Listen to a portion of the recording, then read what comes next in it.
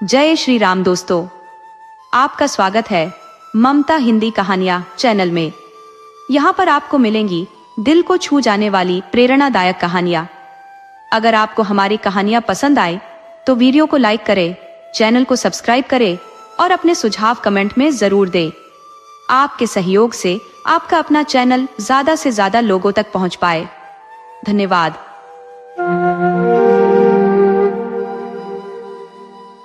किसी समय की बात है, रूपनगर नामक एक समृद्ध और शांतिपूर्ण राज्य था, जहां एक धर्मपरायण राजा शासन करता था।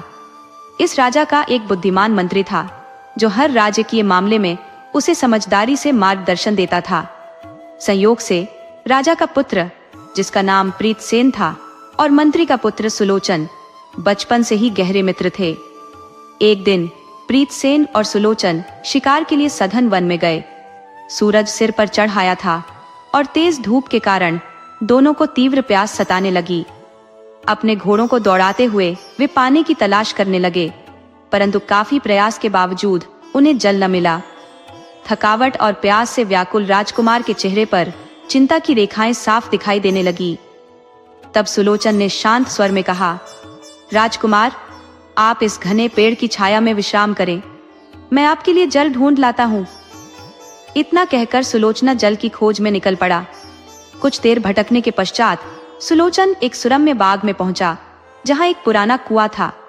उसने तुरंत कुएं से जल निकाला, पहले अपनी प्यास बुझाई, फिर एक बाल्टी में जल भरकर राजकुमार के पास लौटने की तैयारी करने लगा। तभी उसकी दृष्टि कुएं की दीवार पर उकेरी गई एक स्त्री की अद्वितीय छवि पर ठहर गई। सुलोचन उस छवि की मोहकता में खो गया, लेकिन राजकुमार की स्मृति ने उसे झकझोर दिया। वह शीघ्रता से जल लेकर प्रीतसेन के पास पहुंचा। जलपान के बाद प्रीतसेन की चेतना लौटी। उसने पूछा, सुलोचन, यह जल तुम कहां से लाए? सुलोचन ने उत्तर दिया, निकट ही एक सुंदर बाग है, उसी बाग के कुएं से मैं यह जल लेकर आया हूं। राजकुमार ने मुस्कुराते हुए कहा, अब मैं अच्छा महसूस कर रहा हूं, चलो उस बाग की ओर चले। दोनों मित्र बाग में पहुंचे और घूमते हुए कुएं के समीप आ गए। तभी प्रीतसेन की दृष्टि भी उस स्त्री की छवि पर पड़ी। छवि को देखते ही वह मंत्रमुग्ध हो गया। उसकी आंखों में एक स्वप्निल चमक उभरी। राजकुमार ने गहरे स्वर में कहा, यदि यह छवि इतनी मनमोहक है तो कल्पना करो, वास्तविक रूप में वह स्त्री कितनी अलौकिक होगी। मैं उससे प्रेम करने लगा हूं। अब तो मैं उसी छवि वाली स्त्री से विवाह करूंगा। सुलोचना यह सुनकर चिंतित हो गया। उसने विनम्रता से कहा, राजकुमार, यह छवि न जाने कितने वर्षों से यहाँ बनी हुई है। यह भी संभव है कि यह स्त्री अब जीवित न हो। कृपया शीघ्र कोई निर्णय न ले। इस बात का मुझे तनिक भी विश्वास नहीं हो रहा। ऐसा प्रतीत होता है कि यह महज किसी कलाकार की कल्पना है, जिसने यह नकली तस्वीर गढ़ दी है। भला हम इस चित्रित युवती को कैसे खोज पाएंगे? राजकुमार उसी तस्वीर के समीप बैठ गए और बोले, यदि यह कन्या सचमुच इस संसार से विदा हो चुकी है तो मैं भी अपने प्राणों का परित्याग कर दूंगा। सुलोचन, मेरे मित्र, मैं इस युवती के बिना जीवन का अभिप्राय ही नहीं देखता। राजकुमार की ऐसी अवस्था देखकर सुलोचना के हृदय में भय व्याप्त हो गया। उसने समझाने का प्रयास किया, किंतु राजकुमार अडिग रहे। वे बोले, सुलोचन, यदि तुम वास्तव में मेरे सच्चे मित्र हो तो जाओ और इस तस्वीर वाली कन्या का पता लगाओ। वह कहाँ है? कौन है? सुलोचना मन ही मन सोचने लगा, यदि मैं राजकुमार की आज्ञा का पालन नहीं करता तो यह मेरे और मेरे परिवार के लिए विपत्ति का कारण बन सकता है।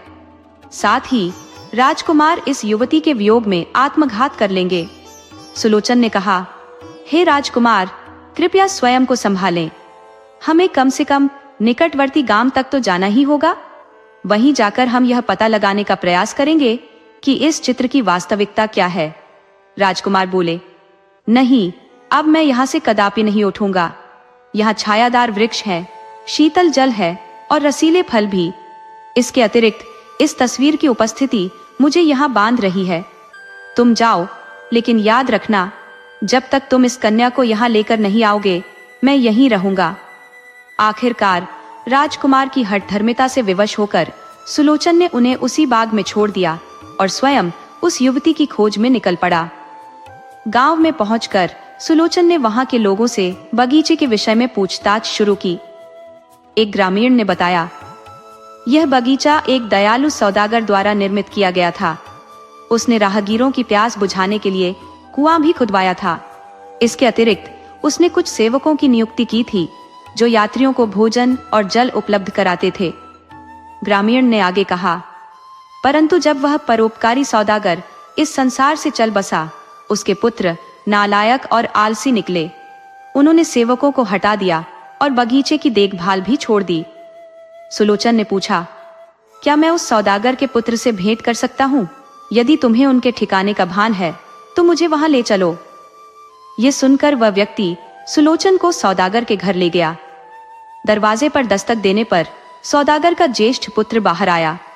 सुलोचन ने पूछा, क्या यह वही बाग है जो गांव के बाहर जंगल में स्थित है?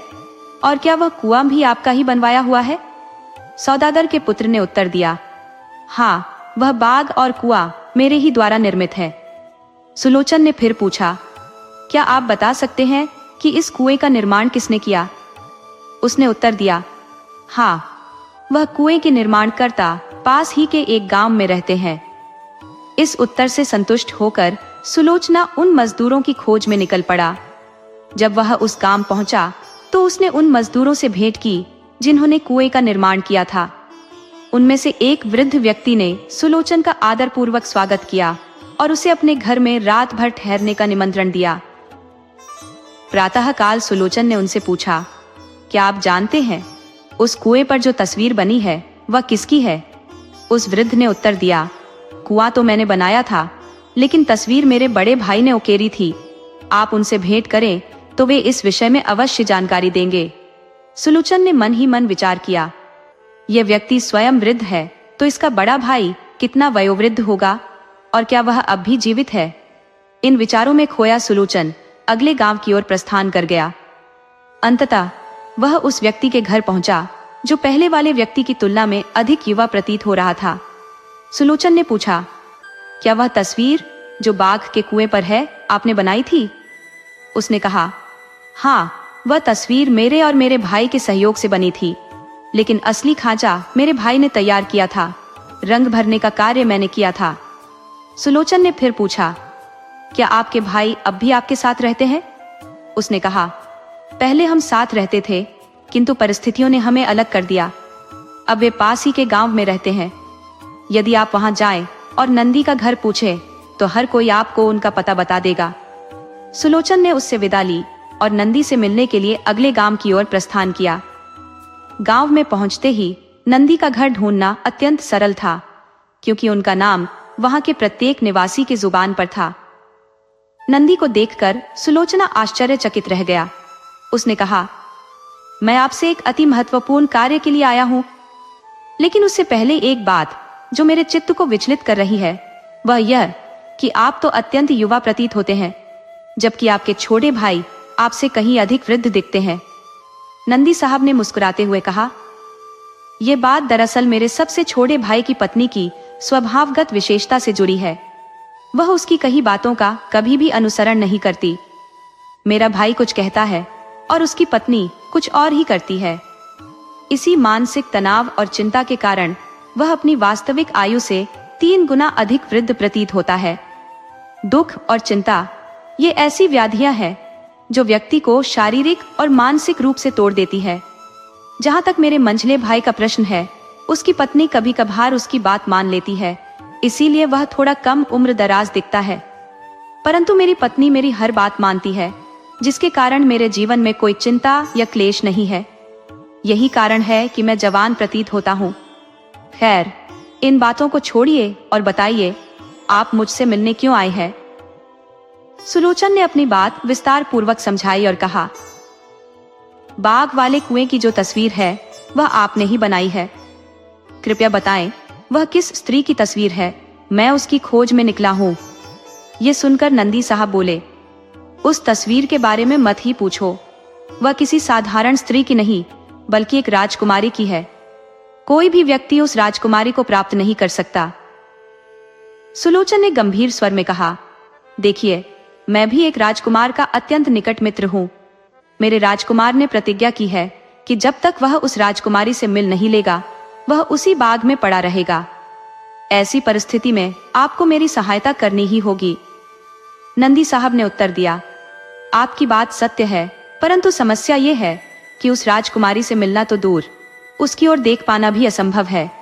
लेकिन तुमने पूछा कि मैंने उसकी तस्वीर कैसे बनाई, तो सुनो। कुछ समय पूर्व मैं उस राजकुमारी के राज्य से होकर गुजर रहा था। नदी पार करने के लिए मैं एक नाव में सवार हुआ। तभी मैंने देखा कि राजकुमारी अपनी सहेलियों संग नदी किनारे विहार करने आई थी। मैंने उसकी छवि पानी में देखी और वहीं अपनी नाव रोक ली। उस पल मैंने शीघ्रता से एक कागज पर उसकी छवि का रेखाचित्र बना लिया। मैं उस पर दृष्टि डालने का साहस भी नहीं कर सका, परंतु मैंने उसकी जल छवि को अपने मन में संजो लिया। मुझे देखकर वह और उसकी सहेलियां शायद यही समझी कि मैं अपनी नाव में कोई वस्तु ठीक कर रहा हूं। जब मेरा काम समाप्त हुआ तो वह रेखाचित्र मैंने अपने पास सुरक्षित कर लिया और नदी के उस पार निकल गया। पलटकर महल की ओर देखा, परंतु राजकुमारी और उसकी सहेलियां वहां नहीं थी। कुछ समय बाद मैं अपने मंझले भाई से मिलने गया, जो उस समय एक कुएं पर नक्काशी का कार्य कर रहा था। मैं भी उसके साथ वहां पहुंच गया। मेरा भाई भी कुशल शिल्पकार है और बेजोड़ फूल पत्तों की आकृतियां गढ़ता है। कुएं पर पहुंचते ही वह अपने कार्य में जुट गया, जबकि मैंने कुएं की दीवार पर राजकुमारी की छवि उकेर दी। मेरे मंझले भाई ने चुटकी बजाते ही उसमें जीवंत रंग भर दिए। यही वह चित्र था जिसने आपको मेरी ओर आकर्षित किया। सुलोचना चुपचाप उसकी बातों में डूबा। अंततः बोला, आपसे मिलकर असीम प्रसन्नता हुई। अब मुझे विदा दीजिए, क्योंकि राजकुमार व्याकुलता से मेरी प्रतीक्षा कर रहे होंगे। जाने से पहले सुलोचन ने पूछा, आपने उस राज्य का क्या नाम बताया था? नंदी साहब बोले, तुलसी नगर। मैंने जो भी जानकारी थी वह सब आपको बता दी है। अब आप वहां जाइए, शायद आपकी समस्या का समाधान हो जाए। सुलोचना वहां से विदा लेकर तुलसी नगर की ओर बढ़ा। वहां पहुंचने पर उसने देखा कि नगर के मध्य एक नदी बहती थी और उसके किनारे राजा का भव्य महल खड़ा था। शीघ्र ही उसने सुना कि राजा के नियम अत्यंत कठोर थे। महल के आसपास किसी को भटकने की अनुमति नहीं थी। यहाँ तक कि कोई महल की खिड़की की ओर दृष्टि उठाने का साहस करता तो उसकी आंखें निकाल ली जाती, और यदि कोई संकेत करता तो उसके हाथ काट दिए जाते। इन कठोर नियमों की जानकारी लेने के बाद सुलोचना ने अपना वेश बदल लिया। उसने एक युवती का रूप धारण किया और बाजार से भांति भांति की आकर्षक चूड़ियां खरीदी। महल के समीप से गुजरते हुए वह नाजुक आवाज में पुकारने लगा, शाही चूड़ियां ले लो, अद्वितीय चूड़ियां ले लो। उसकी पुकार सुनकर कई महिलाओं ने उसे बुलाया, लेकिन जब उसने चूड़ियों की कीमत बताई तो सबको कहना पड़ा, यह चूड़ियां तो केवल राजकुमारी ही पहन सकती है। 2 दिन तक वह वहीं मंडराता रहा। एक दिन राजकुमारी ने खिड़की से झांक कर देखा तो उसे सड़क पर एक सुंदर चूड़ी बेचने वाली नजर आई। राजकुमारी ने तुरंत अपनी दासी को उसे बुलाने भेजा। सुलोचन चूड़ी वाली के रूप में राजकुमारी के सामने उपस्थित हुआ और उसे तरह तरह की चूड़ियां पहनाने लगा। साथ ही वह मनोरंजक बातें करता रहा, जिससे राजकुमारी का उदास मन खिल उठा। राजकुमारी ने मुस्कुराकर कहा, अरे चूड़ी वाली, तुम प्रतिदिन यहाँ आना, भले ही हम चूड़ियां खरीदे या न खरीदे। तुम्हारी हास्यपूर्ण बातें हमें बहुत प्रिय हैं। सुलोचन ने विनम्रता से कहा, यदि यही आपकी अभिलाषा है तो मैं अवश्य प्रतिदिन उपस्थित होंगी। इस प्रकार सुलोचना प्रतिदिन राजकुमारी के पास जाने लगी। एक दिन जब वह जल्दी लौटने लगी तो राजकुमारी ने जिज्ञासु स्वर में पूछा, क्या बात है, आज इतनी शीघ्रता क्यों? सुलोचन ने सिर झुकाते हुए उत्तर दिया, राजकुमारी जी, मेरा पति अस्वस्थ है। मैंने उससे जल्दी लौटने का वचन दिया है। ईश्वर करे वह शीघ्र स्वस्थ हो जाए ताकि मैं दिन भर यहीं रह सकूं। अगले दिन सुलोचन रोते बिलखते राजकुमारी के पास आई। राजकुमारी ने तुरंत अनुमान लगाया कि उसके पति का निधन हो गया है। स्नेहपूर्वक उसे सांत्वना देते हुए कहा, चिंता मत करो, आज से तुम मेरे पास ही रहोगी। मैं तो पहले से सोच रही थी कि किसी प्रकार तुम्हें अपने पास रख लूं। सुलोचन, जो एक लड़की के वेश में था, बोला, राजकुमारी जी, इस नगर में मैं अकेली हूँ, आपके अतिरिक्त मेरा कोई नहीं। यह सुनते ही राजकुमारी ने उसे अपने आलिंगन में भर लिया और कहा, अब से तुम मुझे अपनी सखी समझो। तुम मेरी दासी नहीं मेरी परम प्रिय सहेली हो। राजकुमारी ने अपने वचन को निभाया। वह सुलोचन को सदा अपने पास रखती, उसे खिलाती पिलाती और दोनों साथ साथ बाग बगीचों में भ्रमण करते। एक दिन वार्तालाप के दौरान सुलोचन ने पूछा, राजकुमारी, आपको याद है जब मैं पहली बार यहाँ आई थी, आपने कहा था कि बहुत दिनों बाद मुस्कुराई है, लेकिन आज मैं देख रही हूँ कि आप चिंतित है। राजकुमारी ने गहरी सांस लेते हुए कहा, सखी, क्या बताऊं, उस निर्दयी व्यक्ति ने आज दूत भेजकर पिताजी से विवाह की तिथि शीघ्र तय करने को कहा है। वह क्रूर व्यक्ति 200 कोस दूर के राज्य का वृद्ध राजा है। उसकी सेना शक्तिशाली है। पिताजी को भय है कि यदि उन्होंने विवाह से इनकार किया तो वह हमारे राज्य पर आक्रमण कर देगा। 2 वर्षों से पिताजी उसे टालते आ रहे हैं, लेकिन अब उसने निर्णायक उत्तर मांगा है। ये कहते कहते राजकुमारी की आंखें भर आई और वह सुलोचन से लिपटकर रोने लगी। सुलोचन ने गंभीर स्वर में कहा, क्या इसका कोई समाधान नहीं? नहीं, कोई उपाय नहीं, राजकुमारी ने आंसुओं में डूबे शब्दों में कहा। यदि ऐसा है तो चलो, हम इस नगर से भाग चलते हैं, सुलोचन ने साहसिक सुझाव दिया। राजकुमारी ने उसे डांटते हुए कहा, मूर्ख, हम दोनों स्त्रियां यहां से भागकर जाएंगी कहा। इस महल की पहरेदारी इतनी सख्त है कि न कोई भीतर आ सकता है न बाहर जा सकता है। यदि हम इस नगर से किसी प्रकार निकल भी गए तो 2 अकेली स्त्रियां आखिर कहां जाएंगी? सुलोचन ने दृढ़ता से कहा। यदि आप मुझ पर भरोसा करें तो मैं आपको ऐसे स्थान पर ले जाऊंगी जहां सभी शांति प्रिय लोग बसते हैं। वहां का राजकुमार अत्यंत रूपवान और उदार हृदय का है। इसी बीच एक दासी कमरे में प्रवेश करती हुई बोली, राजकुमारी जी, महाराज ने पूछा है कि आज पूर्णिमा की रात है, क्या नाव की व्यवस्था की जाए और नदी के पहरे हटा दिए जाएं? ये सुनकर राजकुमारी मौन रही। सुलोचन ने तुरंत कहा, चमेली, नाव का प्रबंध अवश्य करना चाहिए। राजकुमारी आज अत्यंत उदास है। चांदनी रात में नाव की सैर उनके मन को कुछ क्षण का सुकून देगी। दासी के चले जाने के बाद राजकुमारी ने गहरी सांस लेते हुए कहा, सखी, तुमने बिना सोचे समझे सैर की व्यवस्था क्यों करवाई? मेरा मन किसी भी चीज में नहीं लग रहा। परंतु सुलोचन ने किसी प्रकार राजकुमारी को मना लिया और नदी किनारे ले आया।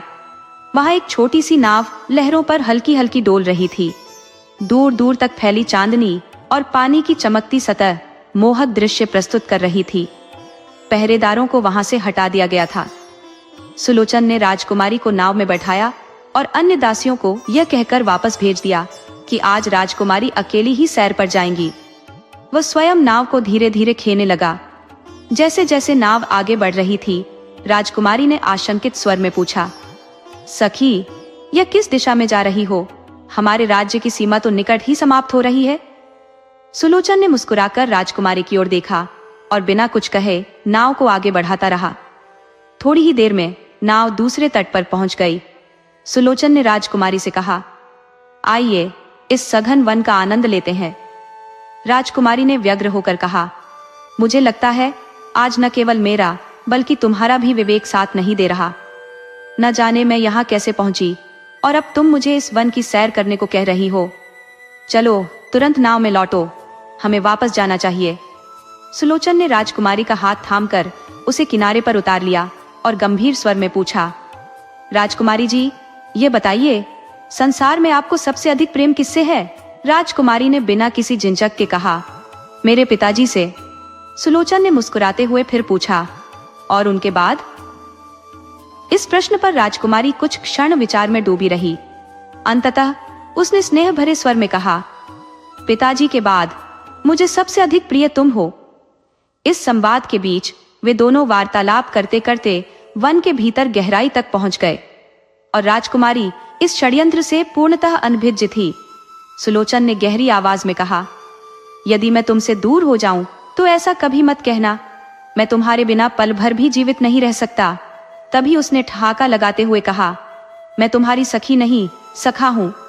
ये कहते हुए उसने अपना छद्म रूप प्रकट किया। सिर से नकली केश हटाकर और दुपट्टा फेंककर वह अपने वास्तविक स्वरूप में आ गया।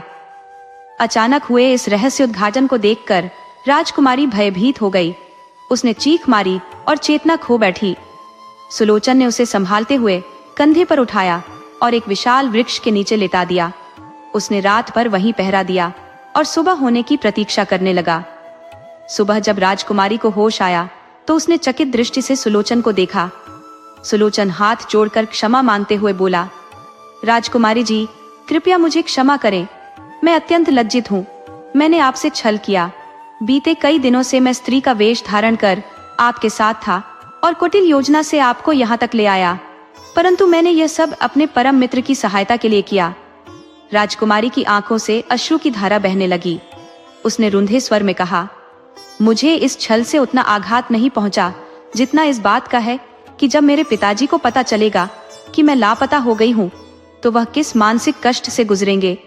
सुलोचन ने गहरी सांस लेते हुए कहा, वे यही मान लेंगे कि हम दोनों नदी में डूबकर काल कवलित हो गए, परंतु इससे भी बड़ा भय यह है कि दुष्ट राजा इसी अवसर का लाभ उठाकर आपके पिताजी के राज्य पर आक्रमण कर देगा।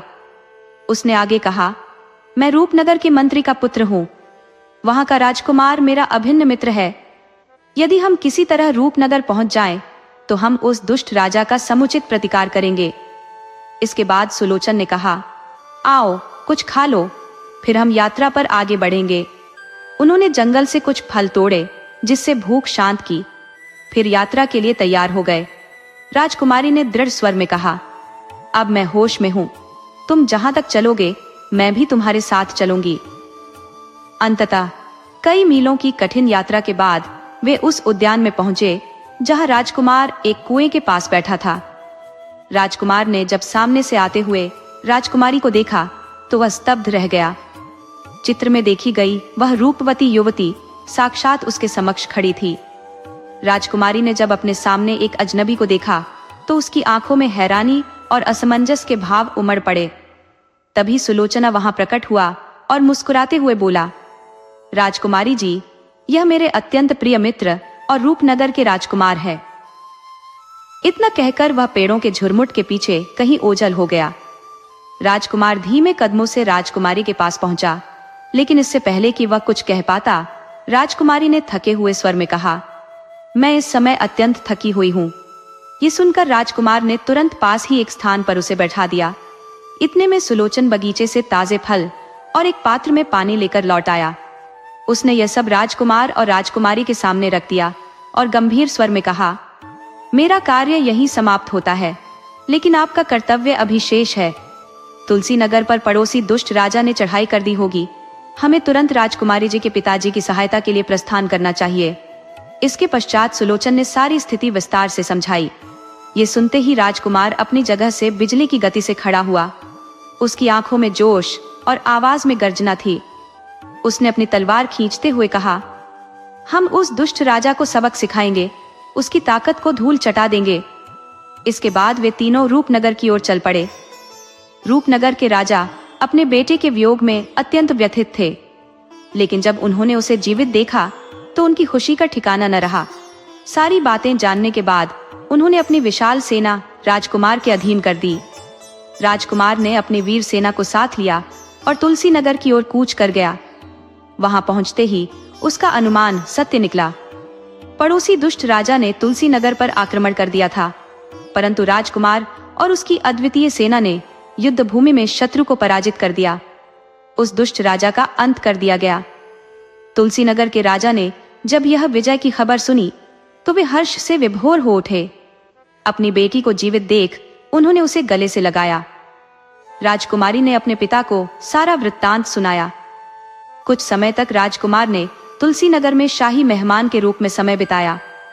एक शुभ मुहूर्त पर राजकुमार और राजकुमारी का विवाह संपन्न हुआ। तो मित्रों, ऐसी ही रोचक और प्रेरक कहानियां देखने के लिए हमारे चैनल को सब्सक्राइब करें। आपको यह कहानी कैसी लगी कमेंट बॉक्स में जरूर बताइए। अपने मित्र राणा मंजीत सिंह को दीजिए अनुमति। दोस्तों, आपको कहानी कैसी लगी अपने सुझाव कमेंट करना न भूले।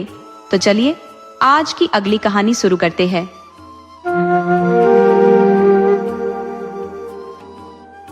पुराने समय की बात है। एक राज्य में चक्रधर नाम के राजा का शासन था। उनके शासन काल में चारों ओर समृद्धि और खुशहाली व्याप्त थी। प्रजा अपने राजा से अत्यंत प्रसन्न रहती थी। एक दिन राजा चक्रधर ने अपने मंत्री को बुलाया और कहा, मंत्री जी, अब मेरी अवस्था काफी वृद्ध हो चुकी है। मैं चाहने लगा हूँ कि इस राजकाज के भार से मुक्त होकर शेष जीवन ईश्वर की आराधना में बिताऊं। मंत्री ने विनम्रता से उत्तर दिया, महाराज, आप जैसे कुशल और दयालु शासक यदि प्रजा को छोड़ देंगे तो राज्य का संचालन कैसे होगा? मेरे विचार में आपको इस निर्णय पर जल्दबाजी नहीं करनी चाहिए। राजा ने उत्तर दिया, मंत्री जी, इसकी चिंता मत कीजिए। मेरा पुत्र शशिधर शीघ्र ही गुरुकुल से अपनी शिक्षा पूर्ण करके राजमहल लौटने वाला है। वह इस राज्य का उत्तराधिकारी बनेगा। मैं राज्य गद्दी का भार उसे सौंपने के बाद ही ईश्वर भक्ति के लिए वन में जाऊंगा। मंत्री ने सुझाव दिया, यह विचार उचित है महाराज, लेकिन युवराज को तत्काल कार्यभार सौंपना सही नहीं होगा। मेरा सुझाव है कि आप कुछ समय तक युवराज को राजकाज के कार्यों में प्रशिक्षित करें और राज्य संचालन की विधि समझाएं। जब वह इन कार्यों में पूरी तरह निपुण हो जाए, तभी आप राज सिंहासन का परित्याग करें। राजा चक्रधर ने मंत्री की बात को स्वीकार किया। उन्होंने कहा, आपका सुझाव उचित है। हम शशिधर के आने की प्रतीक्षा करेंगे और उसे आवश्यक प्रशिक्षण देंगे। इसी बीच राज्य में अशांति का कारण बनने वाली घटनाएं घटित होने लगी। 1 माह के भीतर गहनों के एक व्यापारी के यहाँ चोरी हो गई।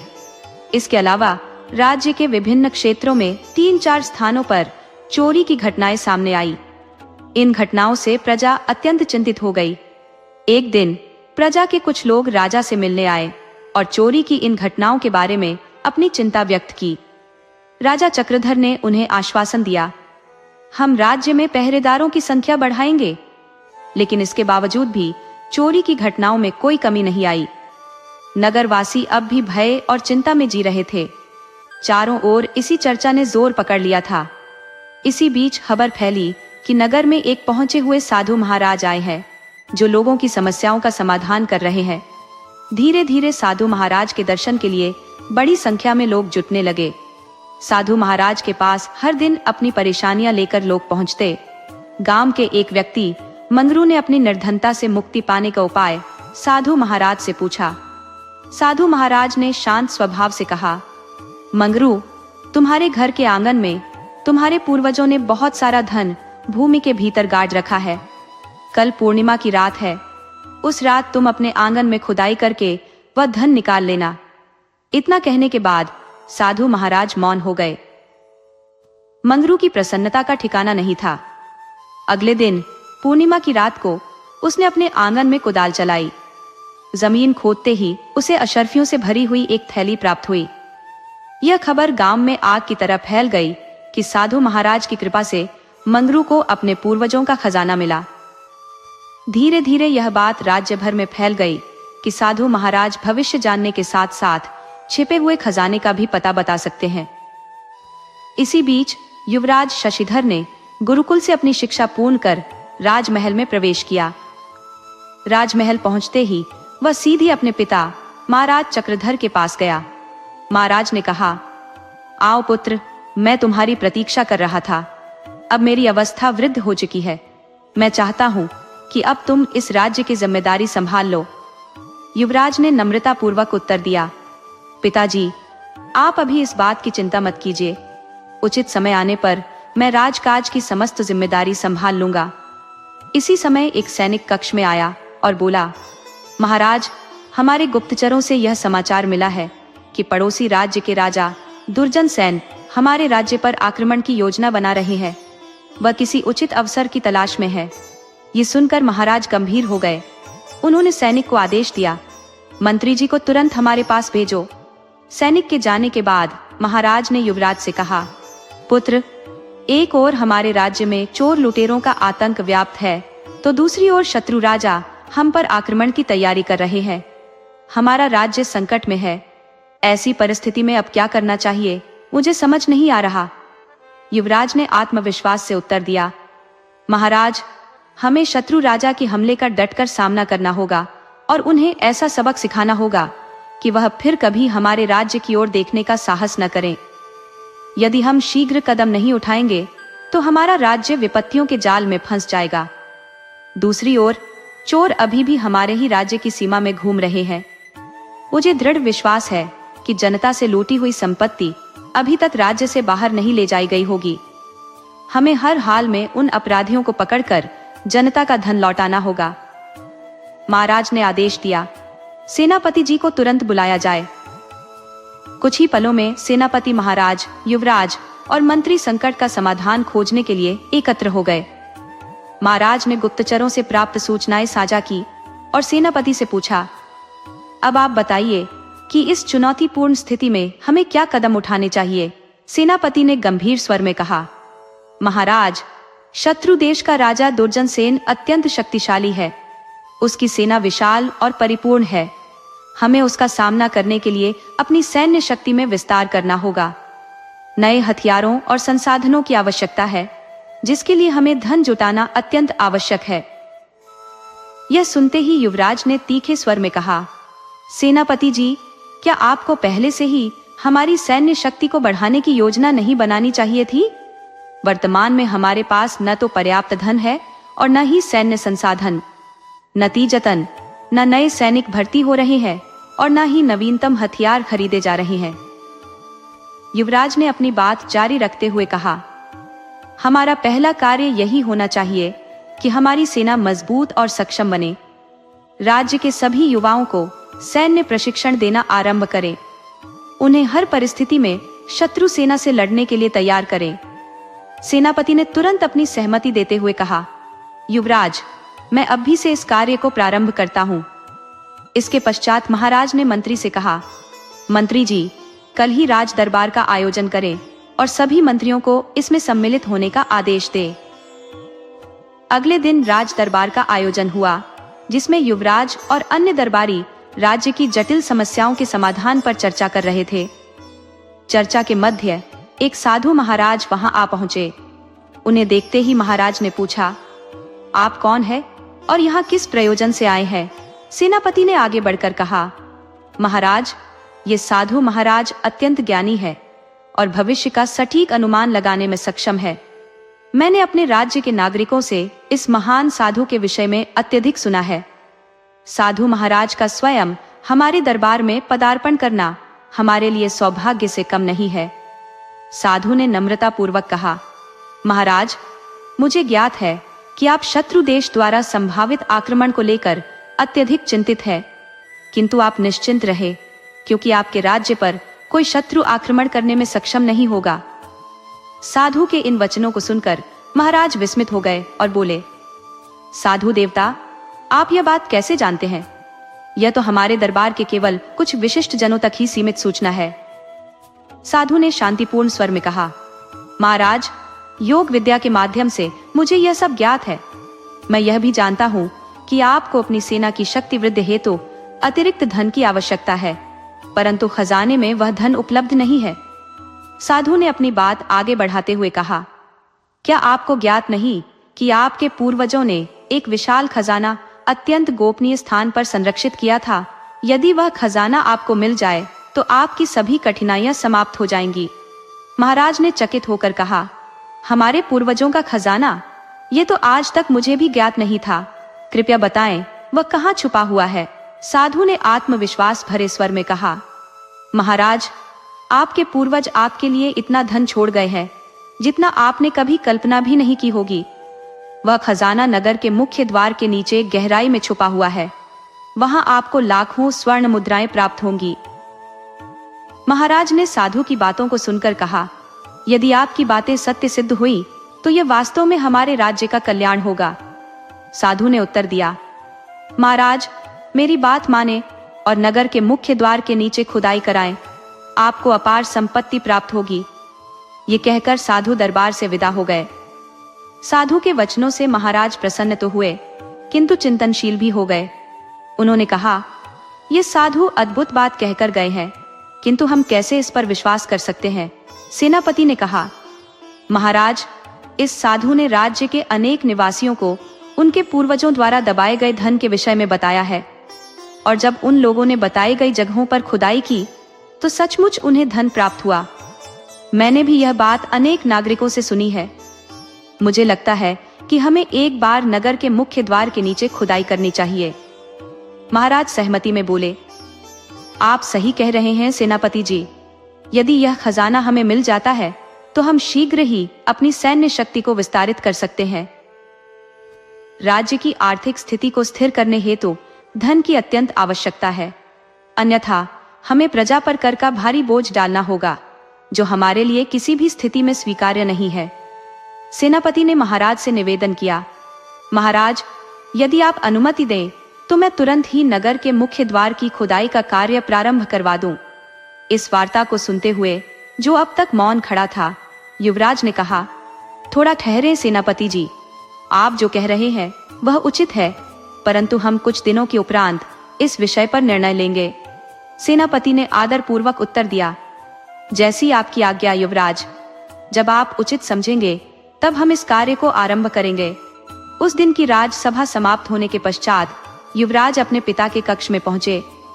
महाराज ने गंभीर स्वर में कहा, युवराज, हमें इस खजाने को शीघ्रातिशीघ्र निकाल लेना चाहिए। ये राज्य के कल्याण के लिए अत्यंत आवश्यक है। युवराज ने विचारशील स्वर में उत्तर दिया, पिताजी, आप एक बात भूल रहे हैं। साधु ने कहा था कि खजाना नगर के मुख्य द्वार के नीचे स्थित है। यदि हम इस समय द्वार को ध्वस्त कर देते हैं तो शत्रु राजा को हमारे नगर पर आक्रमण करने का सुअवसर मिल जाएगा। हमारे राज्य की सबसे बड़ी रक्षा पंक्ति यही मुख्य द्वार है। इसे गिराने का परिणाम अत्यंत हानिकारक हो सकता है। महाराज ने चिंतित होकर पूछा, तो क्या हमें इस खजाने को यूं ही छोड़ देना चाहिए?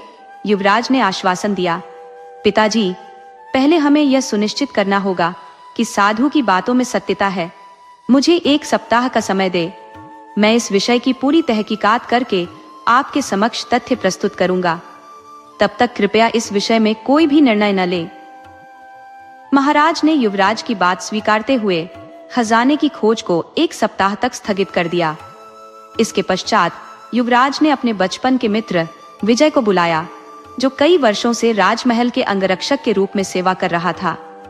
विजय ने आदर पूर्वक पूछा, युवराज, आपने मुझे किस कार्य के लिए स्मरण किया है? युवराज ने मुस्कुराते हुए कहा, मित्र, मुझे युवराज नहीं शशि कहकर पुकारो, हम दोनों बचपन के साथी हैं। विजय ने संकोच पूर्वक उत्तर दिया, आप हमारे युवराज हैं और भविष्य के महाराज भी। युवराज ने हंसते हुए कहा, अच्छा ठीक है, मैंने तुम्हें इसलिए बुलाया है क्योंकि तुम्हारी निष्ठा और ईमानदारी पर मुझे संपूर्ण विश्वास है। हमें एक विशेष कार्य करना है। विजय ने तुरंत उत्तर दिया, आज्ञा करें युवराज, मैं पूर्णतः तैयार हूँ। युवराज ने कहा, हमारे राज्य में हाल ही में एक साधु महाराज आए हैं, उनके विषय में तुम्हारा क्या विचार है? विजय ने उत्तर दिया, युवराज, मैंने भी उनके विषय में सुना है। राज्य के कई लोग कहते हैं कि उन्होंने साधु महाराज की बताई गई जगह पर अपने पूर्वजों का छिपा हुआ खजाना पाया है, और जिस स्थान की ओर साधु महाराज संकेत करते हैं वहां सचमुच खजाना मिलता है। युवराज ने गहरी सोच में डूबते हुए कहा, मित्र, हमें इस साधु के बारे में और अधिक जानकारी जुटानी होगी। ये सुनिश्चित करना होगा कि उनकी बातों में कितना सत्य है। युवराज बोले, मैंने भी ऐसी ही बातें सुनी थी। आओ, हमें मिलकर एक छोटा सा कार्य पूरा करना है। इसके बाद युवराज और विजय ने अपना भेष बदल लिया। दोनों ने साधारण ग्रामीणों जैसा वेश धारण किया। उसी दिन वे विजय के घर पहुंचे। युवराज ने एक पोटली विजय को दिखाते हुए कहा, देखो विजय, इस पोटली में 1000 स्वर्ण मुद्राएं हैं। हम इस धन को इसी कमरे में खोद कर छुपाएंगे। विजय ने आश्चर्यचकित होकर पूछा, लेकिन युवराज, हमारे ही घर में धन क्यों छुपाना है? मुझे यह समझ में नहीं आ रहा। युवराज ने समझाते हुए कहा, देखो विजय, हम यह धन यहाँ छुपाएंगे और फिर उस साधु महाराज से इसके बारे में पूछेंगे। इससे हमें यह पता चलेगा कि साधु महाराज वास्तव में सत्य बोलते हैं या नहीं। विजय ने सिर हिलाते हुए कहा, अब मैं आपकी बात समझ गया युवराज। तो क्या अब मुझे साधु महाराज के पास जाकर इस छुपे हुए धन के बारे में पूछना होगा? युवराज बोले, तुमने बिल्कुल सही समझा विजय, लेकिन हमारे पास कल तक का समय नहीं है। तुम्हें आज ही उनके पास जाकर यह बात करनी होगी। युवराज के निर्देशानुसार विजय उसी समय साधु महाराज के पास एक ग्रामीण के वेश में पहुंचा। साधु महाराज को प्रणाम करने के बाद विजय ने निवेदन किया, साधु महाराज, मैं एक अत्यंत आवश्यक कार्य के लिए आपके पास आया हूं। साधु ने शांत स्वर में कहा, पुत्र, मुझे लगता है तुम्हारी कोई गहरी इच्छा है। विजय ने विनम्रता से कहा, साधु महाराज, मेरी दादी हमेशा कहती थी कि हमारे दादा परदादा बहुत धनवान थे, लेकिन मैंने तो अपने घर में कभी एक ढेला भी नहीं देखा। मुझे संदेह है कि उन्होंने अपनी संपत्ति कहीं छुपा दी है। यदि आप कृपा करके बता सके कि वह धन कहाँ है तो मैं आपका आभारी रहूंगा। साधु बोले, पुत्र, मैं तुम्हारी सहायता अवश्य कर सकता हूँ, परंतु अभी नहीं। यह समय संध्या काल का है और मैं शाम ढलने के बाद किसी से संवाद नहीं करता। तुम कल प्रातः मेरे पास आना। विजय ने साधु को प्रणाम किया और सीधा युवराज के पास लौटा। उसने युवराज को सारी बात विस्तार से बताई। युवराज ने विचारपूर्ण स्वर में कहा, तो यह बात है, अब हमें आज रात तुम्हारे घर की निगरानी करनी होगी। पूरी रात हमें जागकर सतर्क रहना होगा। विजय ने पूछा, लेकिन युवराज, मेरे घर के पास पहरा देने से क्या लाभ होगा? हमें तो साधु महाराज पर नजर रखनी चाहिए। युवराज मुस्कुराते हुए बोले, विजय, जैसा मैं कहता हूँ वैसा ही करो, मुझ पर भरोसा रखो। आज रात हमें तुम्हारे घर के पास पहरा देना है और तुम मेरे साथ ही रहोगे। उस रात विजय और युवराज विजय के घर में छिपकर सतर्कता से पहरा देने लगे, किसी अप्रत्याशित घटना का सामना करने के लिए पूरी तरह तैयार। उनका संदेह बिल्कुल सटीक निकला। जैसे ही वे दोनों घर की चौकसी में व्यस्त थे, रात के सन्नाटे में एक व्यक्ति छिपते छिपाते उनके घर की ओर आता दिखा। युवराज ने फुसफुसाते हुए कहा, विजय, देखो, कोई व्यक्ति हमारे घर के करीब आ रहा है। विजय ने गहराई से नजर डालते हुए कहा, हाँ युवराज, वह व्यक्ति जमीन खोद रहा है। आखिर वह यहाँ क्या करने आया है? युवराज ने ध्यानपूर्वक कहा, देखो विजय, वह व्यक्ति एक गड्ढा खोदकर उसमें कुछ छुपा रहा है। मेरे संदेह की पुष्टि हो गई। ये कार्य निश्चित रूप से उसी नकली साधु का है। विजय ने सहमति में सिर हिलाया। हाँ युवराज, इसका मतलब है कि साधु यहाँ स्वर्ण मुद्राएं छुपा रहा है और कल हमें इसी धन के बारे में बताने की योजना बना रहा है। इस चालबाज का तरीका ये है कि वह किसी को भी खजाने की जानकारी देने का वादा करता है और रात के समय स्वयं वहां जाकर स्वर्ण मुद्राएं छुपा देता है। थोड़ा और करीब जाकर विजय ने उस व्यक्ति का चेहरा देखा और चौंक कर बोला, यह तो सेनापति जी का विश्वास पात्र सेवक है। सच कहूं तो यह उनका दाहिना हाथ है। युवराज ने गंभीर स्वर में कहा, क्या सचमुच? इसका मतलब यह षड्यंत्र हमारे सेनापति का रचा हुआ है। विजय, कल तुम फिर से उस साधु के पास जाओ और अपने पूर्वजों के खजाने के बारे में पूछो। इसके बाद हमें क्या करना है मैं तुम्हें बताऊंगा। उस रात युवराज महल वापस गए और महाराज को सारी सच्चाई से अवगत कराया। महाराज ने गुस्से में कहा, तो यह सब हमारे सेनापति की कुटिल साजिश है। मैं इस अपराधी को अभी के अभी बंदी बनाने का आदेश देता हूँ। युवराज ने शांतिपूर्ण ढंग से कहा, महाराज, अभी नहीं, हमें थोड़ा धैर्य रखना होगा। कल रात हम साधु की कुटिया के पास पहरा देंगे ताकि यह पता चल सके कि इस षड्यंत्र में और कौन कौन शामिल है। महाराज ने सहमति जताते हुए कहा, तुम्हारी बात उचित है युवराज। कल हम वेश बदलकर साधु की कुटिया के पास पहरा देंगे और सभी षड्यंत्रकारियों को रंगे हाथ पकड़ लेंगे। अगले दिन सुबह युवराज के निर्देशानुसार विजय फिर से साधु महाराज के पास गया। साधु ने उसे देखकर मुस्कुराते हुए कहा, आओ पुत्र, मैं तुम्हारे आगमन की प्रतीक्षा कर रहा था। अपनी योग विद्या के बल पर मैंने यह जान लिया है कि तुम्हारे पूर्वजों का खजाना कहाँ छुपा है। तुम्हारे घर के बाहर जो विशाल वृक्ष है, उसके नीचे खोदने पर तुम्हें 1000 स्वर्ण मुद्राएं मिलेंगी। यही तुम्हारे पूर्वजों की धरोहर है। विजय ने कृतज्ञता से सिर झुकाकर कहा, साधु महाराज, मैं आपका अत्यंत आभारी हूँ। आपने मेरी बहुत बड़ी समस्या का समाधान किया है। महाराज को धन्यवाद देकर विजय वहां से विदा हुआ। वहां से निकलकर वह सीधे युवराज के पास पहुंचा। विजय ने विस्तार पूर्वक सारी बात युवराज को बता दी। ये सुनकर युवराज ने कहा, अच्छा, तो मेरा संदेह सही निकला। जिस स्थान पर हमने धन छुपाया था उस बारे में साधु ने कुछ भी नहीं बताया। इसके विपरीत उसने उस स्थान का जिक्र किया जहां वास्तव में धन छुपा था। अब मुझे पूर्ण विश्वास हो गया है कि वह हमारे शत्रु राजा दुर्जन सेन का गुप्तचर है। उसी रात युवराज शशिधर, विजय और स्वयं महाराज ने अपना वेश बदलकर साधु की कुटिया के समीप जाकर निगरानी शुरू की। उनका संशय सटीक सिद्ध हुआ। कुछ ही समय बाद उन्होंने देखा कि अंधेरी रात के मध्य सेनापति चुपचाप साधु की कुटिया में प्रवेश करता है। विजय ने खिड़की से भीतर झांककर देखा। उसने पाया कि कुटिया के अंदर साधु और सेनापति आपस में वार्तालाप कर रहे थे। साधु ने कहा, सेनापति, बताओ तो सही, हमारा कार्य कहां तक पहुंचा? महाराज दुर्जन सेन ने जो कार्य तुम्हें सौंपा था वह अभी तक पूरा क्यों नहीं हुआ?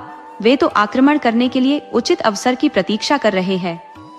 सेनापति ने उत्तर दिया, आपके निर्देशानुसार हमारे महाराज ने नगर के मुख्य द्वार को ध्वस्त करने की तैयारी कर ली है। यह कार्य लगभग 1 सप्ताह के भीतर प्रारंभ हो जाएगा। साधु ने उत्तर दिया, हाँ, उसके बाद नगरवासियों को वहां केवल मिट्टी ही मिट्टी मिलेगी।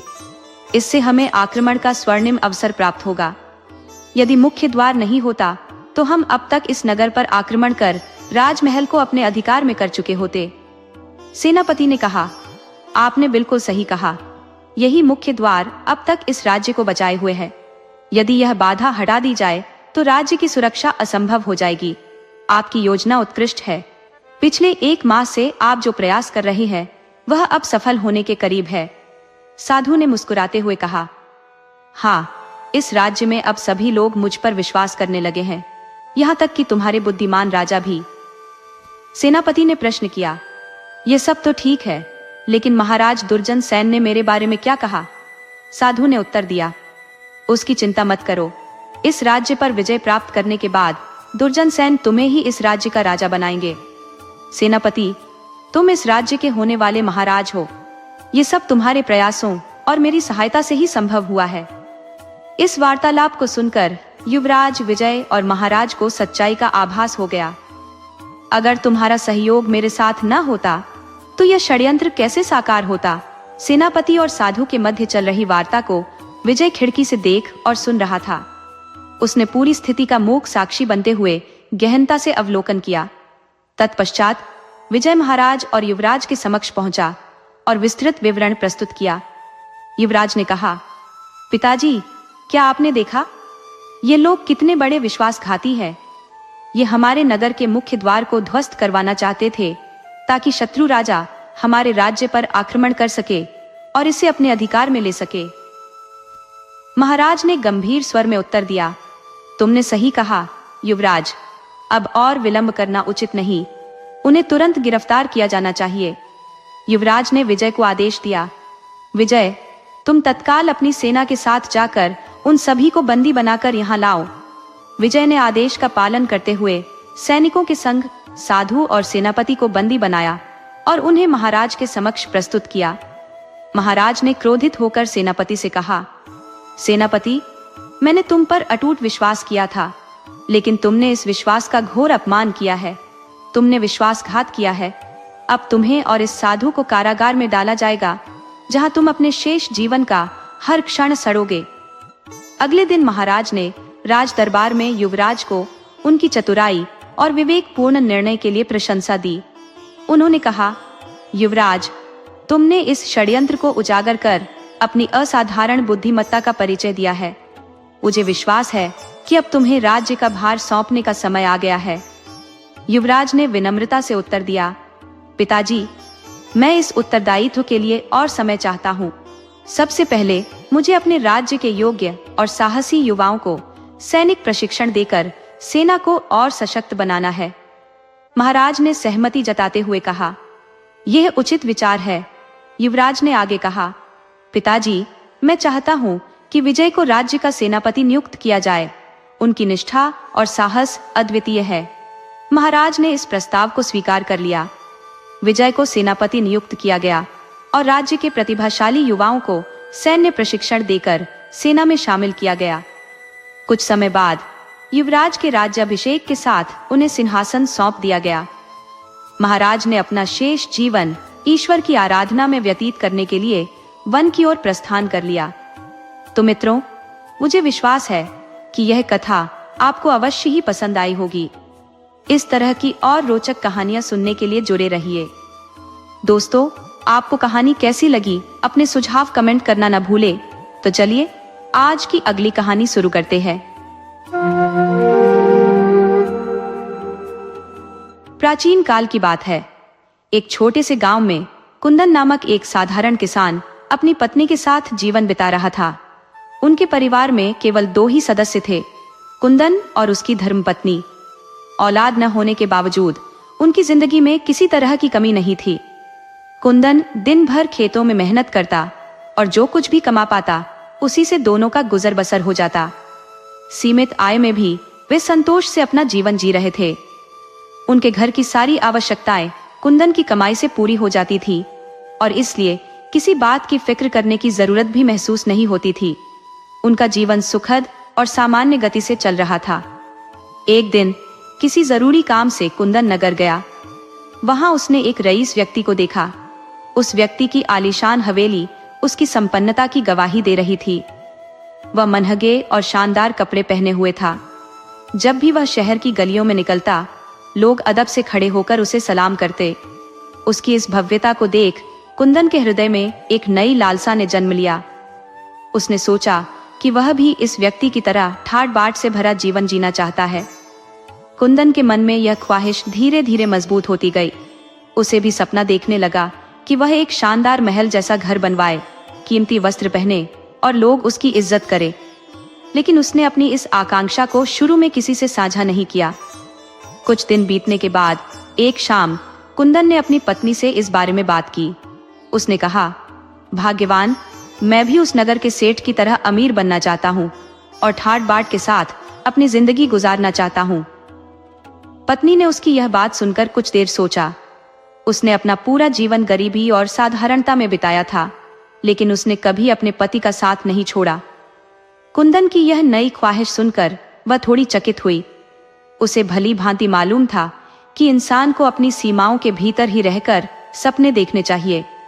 यदि कोई अपनी चादर से बाहर पैर पसारने की कोशिश करेगा तो चादर फट जाएगी। पत्नी ने कुंदन से कहा, सुनिए जी, हमारी जिंदगी तो बहुत अच्छी चल रही है। न हम पर किसी का कर्ज है, न हमें किसी की नौकरी करनी पड़ती है। ईश्वर ने हमें आत्मसम्मान के साथ जीने का मौका दिया है, इसके लिए हमें उसका आभार मानना चाहिए। पत्नी की बात सुनकर कुंदन उस समय तो खामोश हो गया, मगर उसके भीतर अमीर बनने की इच्छा दिन ब दिन प्रबल होती जा रही थी। रात के समय जब वह बिस्तर पर लेटा होता तो उसकी कल्पनाओं में वही भव्य जीवन चित्रित होने लगता। शानदार हवेली और नौकर चाकरों से भरा जीवन कुंदन के ख्यालों में इस कदर घर कर चुका था कि वह रात भर करवटें बदलता रहता। उसकी पत्नी निश्चिंत होकर गहरी नींद में सो जाती, लेकिन कुंदन की बेचैनियां उसे चैन से सोने नहीं देती। जो भी थोड़ी बहुत आमदनी वह कमाता था, वह रोजमर्रा की जरूरतों, खाने पीने और रहने की व्यवस्थाओं में खत्म हो जाती थी। बचत का नामो निशान तक नहीं था और उसकी आय में किसी तरह की वृद्धि की कोई संभावना भी नहीं दिख रही थी। इस निराशा ने उसकी मनःस्थिति पर गहरा असर डाला। उसकी चिंता ने उसके काम करने की लगन को प्रभावित किया और परिणाम स्वरूप उसकी आमदनी घटने लगी। यह देखकर उसकी पत्नी का दिल दुख से भर गया, लेकिन वह अपने पति को समझाने के सिवा और कुछ कर भी नहीं सकती थी। हालांकि कुंदन स्वभाव से नेक दिल इंसान था, दूसरों की मदद करना उसका स्वभाव था। उसकी इसी उदारता और दयालुता के चलते गांव के लोग उसका सम्मान करते थे।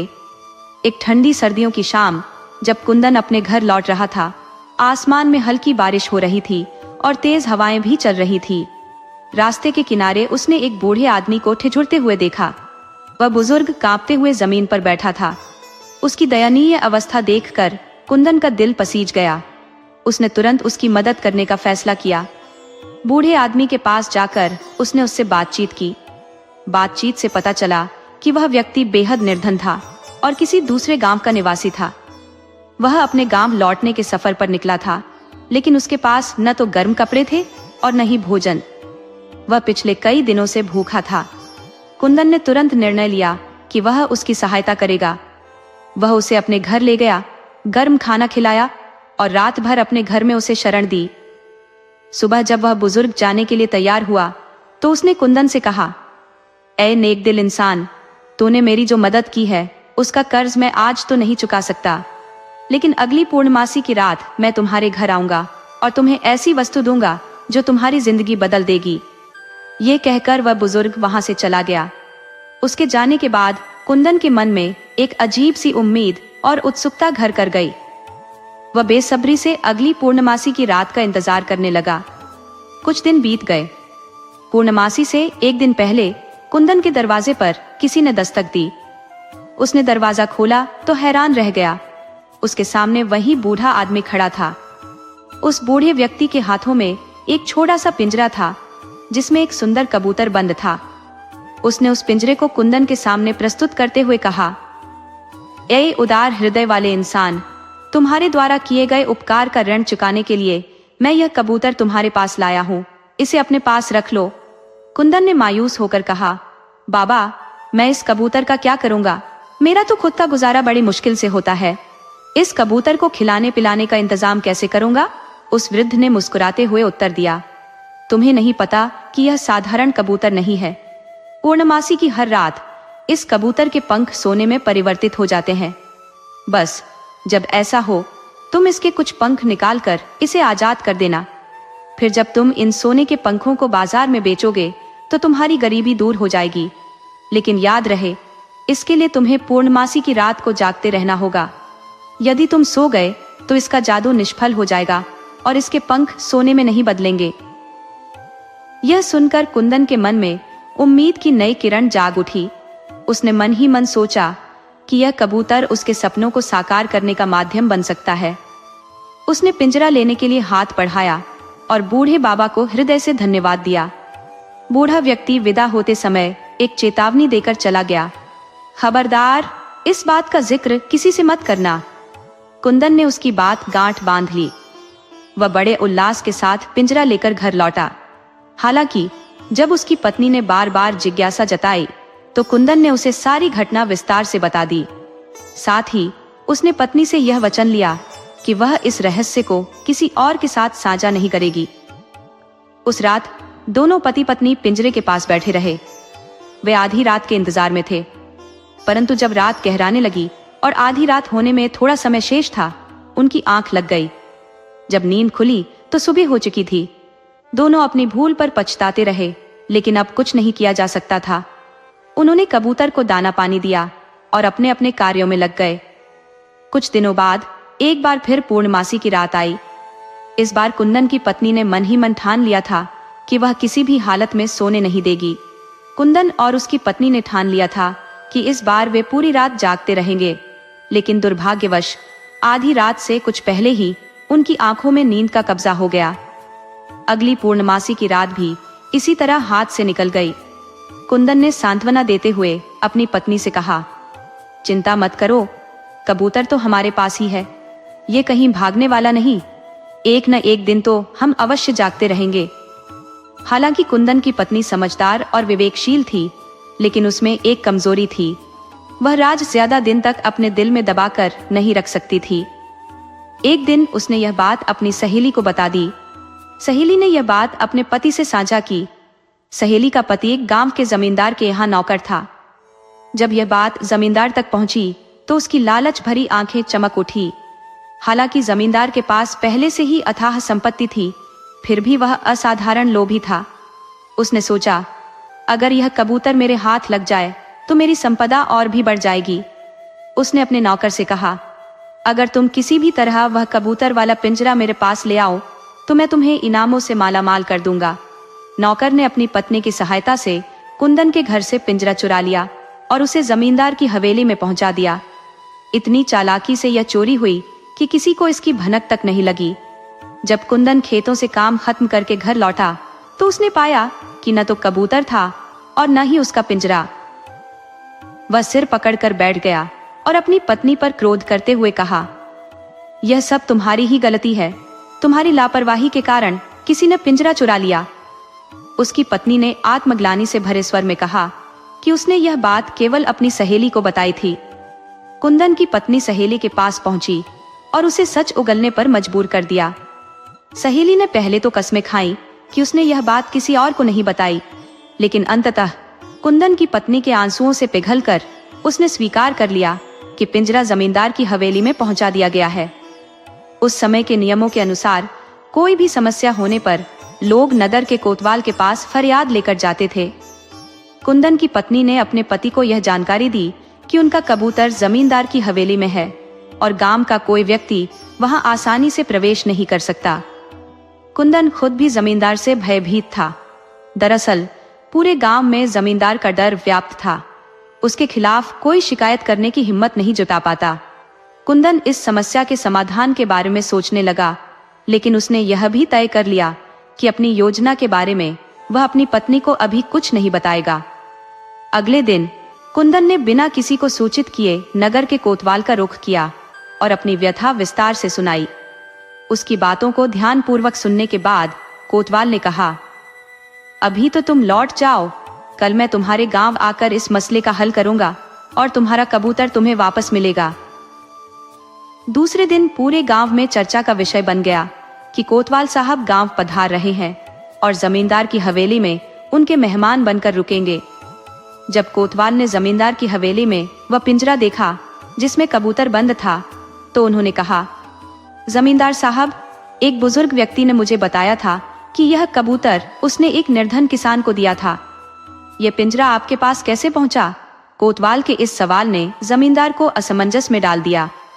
वह रंग उड़ते चेहरे के साथ झूठी कहानियां गढ़ने लगा, परंतु कोतवाल के कठोर रुख के आगे उसकी एक भी दलील स्वीकार नहीं की गई। अंततः जमींदार को सच्चाई उगलनी पड़ी।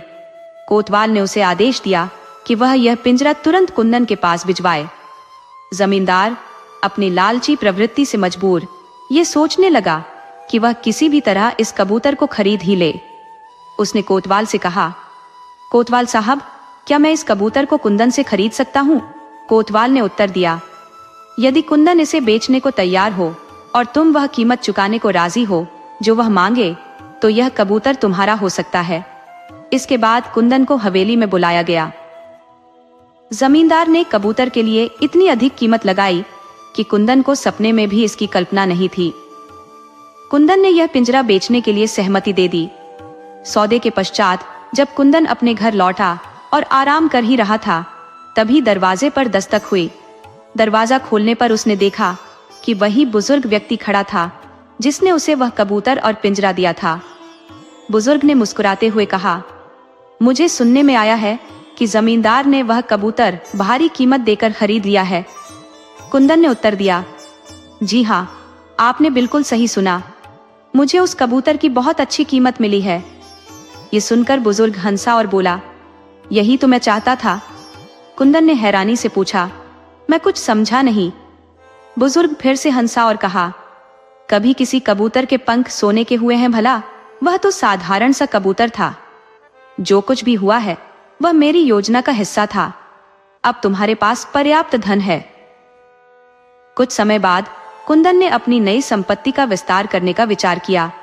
उसने अतिरिक्त भूमि खरीदी और अपनी अथक मेहनत से न केवल अपनी स्थिति को सुदृढ़ किया, बल्कि इतनी धन समृद्धि अर्जित की कि वह क्षेत्र का एक प्रतिष्ठित व्यक्ति बन गया। उसका एक भव्य मकान था, वह कीमती वस्त्र पहनता और शानदार जीवन शैली जीता था। दूसरी ओर वह लालची जमींदार, जिसने अत्यधिक कीमत चुकाकर कबूतर खरीदा था, अंततः अपनी निराशा पर काबू नहीं पा सका। तई पूर्णिमा की रातें बीत गई, लेकिन उस कबूतर के पंख कभी सुनहरे नहीं हुए। उसकी लालच से उपजी उम्मीदें ध्वस्त हो गईं और उसने आखिरकार कबूतर को उड़ने के लिए छोड़ दिया। तो मित्रों, यदि यह कहानी आपको रुचिकर लगी हो तो इसे लाइक करें। ऐसी और भी दिलचस्प कहानियों के लिए हमारे चैनल को सब्सक्राइब करें और अपनी प्रतिक्रिया कमेंट्स में साझा करना न भूलें। बहुत समय पहले की बात है, रतनगढ़ के राजा वामदेव, जो अपनी करुणा और प्रशासनिक कौशल के लिए प्रसिद्ध थे, अपने राज्य में सुव्यवस्था बनाए रखते थे। उनके साम्राज्य में कई छोटी रियासतें थीं। इन्हीं में से एक थी कृष्णपुरा, जो अपने न्यायप्रिय अधिकारी नीलकंठ के लिए विख्यात थी। उनके बारे में कहा जाता था कि वह न्याय के मामले में अद्वितीय थे। नीलकंठ का निर्णय हमेशा निष्पक्ष और त्वरित होता। उनकी न्यायप्रियता की ख्याति इतनी व्यापक थी कि कहा जाता था कि उनके समान निष्पक्ष न्याय करने वाला आज तक जन्मा नहीं। उनका व्यक्तित्व ऐसा था कि कोई अपराधी उनके पैनी दृष्टि से बच नहीं सकता था। एक दिन राजा वामदेव ने सोचा कि क्यों न इस महान न्यायप्रिय अधिकारी की परीक्षा ली जाए। उन्होंने साधारण वेशभूषा धारण की और एक सामान्य व्यक्ति के रूप में कृष्णपुरा की ओर प्रस्थान किया। नगर के मुख्य द्वार पर राजा को एक अशक्त और निर्धन व्यक्ति दिखाई दिया, जो भिखारी जैसा प्रतीत हो रहा था। राजा का हृदय करुणा से भर गया। उन्होंने उस व्यक्ति को कुछ धन दिया। भिखारी ने हाथ जोड़कर निवेदन किया, महाराज, मैं चलने में असमर्थ हूँ, कृपया मुझे अगले चौक तक पहुँचा दे। राजा ने उसे अपने घोड़े पर बैठा लिया और चौक तक छोड़ने के लिए सहमति दे दी। लेकिन जैसे ही वे चौक पहुंचे और राजा ने उतरने के लिए कहा, भिखारी ने चौंकाते हुए कहा, तुम उतर जाओ, ये घोड़ा तो मेरा है। यह सुनकर वहां उपस्थित लोग हैरान रह गए। देखते ही देखते भीड़ जुट गई। सबने एकमत होकर कहा कि इस विवाद को सुलझाने का काम केवल न्याय अधिकारी ही कर सकते हैं। राजा और भिखारी को न्यायालय में पेश किया गया। कचहरी में पहले से ही लोगों की भीड़ थी। न्याय अधिकारी नीलकंठ अपनी कुर्सी पर बैठे एक एक कर मामलों का निपटारा कर रहे थे। सबसे पहले न्यायालय में एक लेखक, एक किसान और उनके साथ एक महिला को प्रस्तुत किया गया। लेखक और किसान दोनों ने उस महिला को अपनी पत्नी होने का दावा किया। न्याय अधिकारी ने दोनों पक्षों की दलीलें शांतिपूर्वक सुनी और निर्णय दिया कि महिला को वहीं छोड़ दिया जाए और दोनों पक्ष अगले दिन लौटे। इसके पश्चात एक कसाई और तेल व्यापारी तेली की बारी आई। कसाई के वस्त्रों पर खून के धब्बे थे, जबकि तेली के हाथ तेल से लथपथ थे। विवादित वस्तु थी पैसों से भरी एक थैली, जिसे दोनों ही अपना बता रहे थे। न्याय अधिकारी ने थोड़ी देर विचार किया और आदेश दिया कि थैली वहीं रख दी जाए और दोनों अगले दिन वापस आए। अंत में राजा और भिखारी न्यायालय में पेश हुए। घोड़े के स्वामित्व को लेकर दोनों ने अपना अपना दावा पेश किया। न्याय अधिकारी ने उनकी बातें ध्यान से सुनी और फैसला सुनाया कि घोड़े को वहीं रखा जाए और दोनों अगले दिन पुनः उपस्थित हों। अगले दिन न्यायालय में बड़ी संख्या में लोग जमा हुए। सभी न्यायाधीश के निर्णयों को सुनने के लिए उत्सुक थे। सबसे पहले लेखक और किसान को बुलाया गया। न्याय अधिकारी ने लेखक को संबोधित करते हुए कहा, यह महिला आपकी पत्नी है, आप इसे अपने साथ ले जा सकते हैं। साथ ही किसान को 50 कोड़े लगाने का आदेश दिया। इसके बाद कसाई और तेली को बुलाया गया। न्याय अधिकारी ने कसाई से कहा, यह पैसों की थैली तुम्हारी है। तेली को 50 कोड़े मारने की सजा दी गई। अंततः राजा और भिखारी की बारी आई। न्यायाधिकारी ने दोनों से पूछा, क्या आप 20 घोड़ों में से अपने घोड़े को पहचान सकते हैं? दोनों ने हामी भरी। फिर न्यायाधिकारी ने उन्हें अस्तबल में ले जाकर एक एक करके घोड़े दिखाए। दोनों ने अपने घोड़े को सही सही पहचान लिया। कुछ समय के गहन मंथन के बाद न्यायाधिकारी ने राजा को संबोधित करते हुए कहा, यह घोड़ा आपका है, आप इसे ले जा सकते हैं। भिखारी को 50 कोड़े मारने की सजा सुनाई गई। राजा न्यायालय से निकलते समय न्याय अधिकारी के पीछे पीछे चलने लगे। न्याय अधिकारी ने मुड़कर पूछा, क्या आप मेरे निर्णय से असंतुष्ट हैं महाराज? राजा ने उत्तर दिया, मैं आपके फैसलों से पूर्णतः संतुष्ट हूँ, लेकिन यह जानने की इच्छा है कि आपने इन निष्कर्षों तक कैसे पहुंचा। न्याय अधिकारी मुस्कुराते हुए बोले, यह सरल था। सुबह मैंने उस महिला से दवात में स्याही भरने को कहा। उसने यह कार्य बड़ी कुशलता से किया, जिससे मुझे विश्वास हुआ कि वह लेखक की पत्नी है। जहां तक पैसों की थैली का सवाल है, मैंने रात के समय सिक्कों को एक जल से भरे पात्र में डाल दिया था। प्रातः काल जब दृष्टि डाली तो जल की सतह पर कोई भी तैलीय परत दृष्टिगोचर नहीं हुई। यदि वे सिक्के तेली के होते तो निस्संदेह जल पर तेल का हल्का स्तर तैरता हुआ दिखता। इससे मुझे यह भलीभांति आभास हो गया कि वे सिक्के तेली के न होकर कसाई के थे। न्यायाधीश ने आगे कहा, घोड़े का प्रकरण अवश्य ही जटिल था। मैं आप दोनों को अस्तबल में घोड़े की पहचान कराने के लिए इसलिए नहीं ले गया था कि आप उसे पहचाने। मेरी वास्तविक इच्छा यह जानने की थी कि घोड़ा आपको पहचानता है या नहीं। जब आप घोड़े के निकट गए तो उसने अपना मस्तक हिलाया और गर्दन आपकी ओर घुमाई, किंतु जब भिखारी उसके पास पहुंचा तो घोड़े ने अपनी एक टांग ऊपर उठा ली। इससे यह स्पष्ट हो गया कि घोड़े का असली स्वामी आप ही हैं। तदुपरांत राजा ने न्यायाधीश की ओर देखते हुए कहा, मैं इस राज्य का अधिपति हूँ। मैंने आपके न्याय और विवेकशीलता की अपार प्रशंसा सुनी थी। उसी प्रशंसा की सत्यता की पुष्टि करने हेतु मैं स्वयं यहाँ आया हूँ। आप वास्तव में एक अद्वितीय न्यायाधीश हैं। जो भी पुरस्कार आप चाहेंगे वह मैं आपको प्रदान करूंगा। न्यायाधीश ने अत्यंत विनम्रता से उत्तर दिया, महाराज, मुझे किसी पुरस्कार की आवश्यकता नहीं है। आपके मुख से मिली प्रशंसा ही मेरे लिए सर्वोत्तम उपहार है। दोस्तों, आपको कहानी कैसी लगी अपने सुझाव कमेंट करना न भूले। तो चलिए आज की अगली कहानी शुरू करते हैं।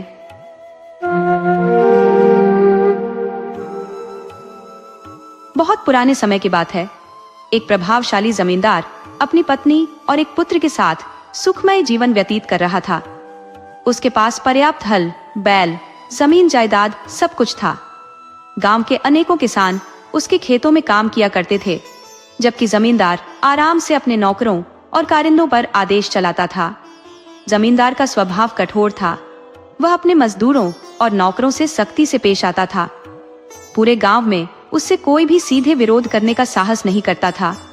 हालांकि उसकी पत्नी एक दयालु और सहृदय महिला थी, जो खेतों में श्रम करने वाले गरीब मजदूरों और किसानों की दुर्दशा देखकर व्यथित हो जाती थी। वह जमींदार को समझाने का प्रयास करती कि कठोरता और अन्याय से किसी का भला नहीं होता, लेकिन जमींदार अपने स्वभाव में अडिग था। उसका मानना था कि मजदूर और किसान केवल कठोरता से काम करने के लिए प्रेरित हो सकते हैं। अगर इनके साथ जरा भी नरमी बरती गई, वह कहता, तो ये सिर चढ़ जाएंगे और काम चोरी करेंगे। जमींदार के इस रवैये से मजदूर परेशान थे, जबकि उसकी पत्नी का सभी सम्मान करते थे। जमींदार का एक नन्हा बेटा भी था, जो अभी बहुत छोटा था। एक बार की बात है, बारिश के मौसम में वर्षा बेहद कम हुई। खेतों को सिंचाई के लिए पर्याप्त पानी नहीं मिल पा रहा था। नहर काफी दूर थी और कुएं से जो पानी लाया जाता वह भी पर्याप्त नहीं था। इससे खेत सूखने लगे। जमींदार ने यह देख क्रोधित होकर अपने मजदूरों को फटकारा, तुम सब निकम्मे हो, खेतों को ठीक से पानी नहीं देते, सारे खेत सूख रहे हैं। अगर इस बार फसल खराब हुई तो तुम सबको इसका परिणाम भुगतना पड़ेगा। उसने हुक्म दिया कि चाहे जितनी मेहनत करनी पड़े, नहर से पानी लाकर खेतों को सींचो। मजदूरों ने सिर पर पानी ढोकर लाने की कठिन मेहनत की, पर फिर भी खेतों की आवश्यकता पूरी न हो सकी। गुस्से में जमींदार ने मजदूरों से दिन रात काम करवाना शुरू कर दिया। बेचारे मजदूरों को न आराम मिलता, न पर्याप्त भोजन। कहते हैं, ईश्वर अन्याय सहन नहीं करता। तमाम मेहनत और अत्याचार के बावजूद जमींदार के खेत हरे भरे नहीं हो सके। तमाम मेहनत और पानी देने के बावजूद जमींदार की फसल नष्ट हो गई। खेतों को भरपूर पानी मिलने के बावजूद भी पैदावार उम्मीद से काफी कम रही। जमींदार ने इस असफलता का दोष किसानों पर मढ़ दिया। उसने जो भी थोड़ा बहुत अनाज खेतों में पैदा हुआ था, वह सारा अपने गोदाम में जमा कर लिया। मेहनतकश किसानों को न तो मजदूरी दी गई और न ही उनके परिवार की भूख मिटाने के लिए एक दाना अनाज। बेचारे किसान अपने बच्चों की भूख और तड़प को देख व्याकुल हो उठे। उनके जीवन में निराशा और दुख की काली छाया छा गई। अंततः अपने स्वाभिमान और अस्तित्व की रक्षा के लिए वे अपना गांव छोड़ने को मजबूर हो गए। सभी किसान दूसरे गांवों में पलायन कर गए, जहां उन्हें किसी और जमींदार के खेतों में काम मिल सके। इस घटना के बाद जमींदार की पत्नी ने उसे समझाने का प्रयास किया, किसानों के साथ तुम्हारे क्रूर बर्ताव की वजह से हमारे खेतों में यह आपदा आई है। यह भगवान का न्याय है, जबकि अन्य खेतों में जहां कम वर्षा हुई वहां भी बेहतर फसल उगी। पत्नी की बात सुनकर जमींदार भड़क उठा और गुस्से में बोला, तुम मुझे दोषी ठहराती हो। यह नुकसान किसानों की कामचोरी और आलस्य के कारण हुआ है। वे सभी निकम्मे थे। अब जमींदार ने अन्य किसानों को अपने खेतों में काम करने के लिए बुलाने की कोशिश की, परंतु उसकी क्रूरता और कठोरता की कहानी दूर दूर तक फैल चुकी थी। कोई भी किसान उसके खेतों में काम करने के लिए तैयार नहीं हुआ। परिणाम स्वरूप उसके खेत खाली और अनुपयोगी पड़े रहे। अगले सीजन में हालात और खराब हो गए। उसके खेतों में एक भी अनाज का दाना पैदा नहीं हुआ। कुछ ही समय बाद उसके बैलों में एक अज्ञात बीमारी फैल गई, जिससे वे सभी मर गए। जमींदार के हल बेकार हो गए और उसके पास जीवनयापन के लिए कुछ भी शेष नहीं रहा। अंततः उसे अपने घरेलू सामान बेच बेच कर भोजन की व्यवस्था करनी पड़ी। इस विपदा को देखकर उसकी पत्नी ने उसे सलाह दी, तुम्हें किसानों और भगवान से क्षमा याचना करनी चाहिए, ये तुम्हारे अन्याय का प्रतिफल है। लेकिन जमींदार इस बात को मानने को तैयार नहीं था। वह अपने अहंकार में डूबा हुआ था और खुद मेहनत करने का आदी नहीं था। उसने सोचा कि अब अपने पुत्र को श्रम करवाकर घर का खर्चा चलाया जाए, परंतु सच्चाई यह थी कि उसका पुत्र अभी अत्यंत छोटा था और इस जिम्मेदारी के लिए अयोग्य था। वह केवल 14 वर्ष का बालक था। थोड़ी बहुत शिक्षा ग्रहण की थी, किंतु हल चलाने या कृषि कार्य करने की शारीरिक क्षमता उसमें नहीं थी। जमींदार की पत्नी ने अपने पति से कहा, मेरे पास जो थोड़े बहुत गहने शेष हैं, उन्हें बेचकर किसी अन्य शहर में जाकर व्यापार शुरू करते हैं। इससे गुजारे लायक आमदनी हो जाएगी। लेकिन जमींदार को कोई भी श्रम करने में रुचि नहीं थी। उसने कहा, हमारा बेटा अब बड़ा हो गया है, उसे किसी के यहाँ नौकर रखवा देना चाहिए। उसकी पत्नी इस विचार से सहमत नहीं थी। कुछ समय बीतने पर जमींदार की सेहत गिरने लगी। अब इलाज के लिए धन की आवश्यकता पड़ने लगी। अंततः मजबूरी में जमींदार की पत्नी ने पति की औषधियों के लिए अपने गहनों को एक एक कर बेच दिया। इसके बावजूद जमींदार की सेहत में कोई सुधार नहीं हुआ।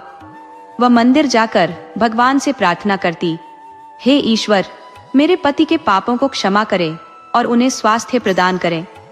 गरीबी के इस कठिन दौर में भी वह घर का खर्च चलाने के लिए लोगों के यहाँ काम करने को तैयार थी। लेकिन बीमार पति को अकेला छोड़कर घर से बाहर जाना संभव नहीं था।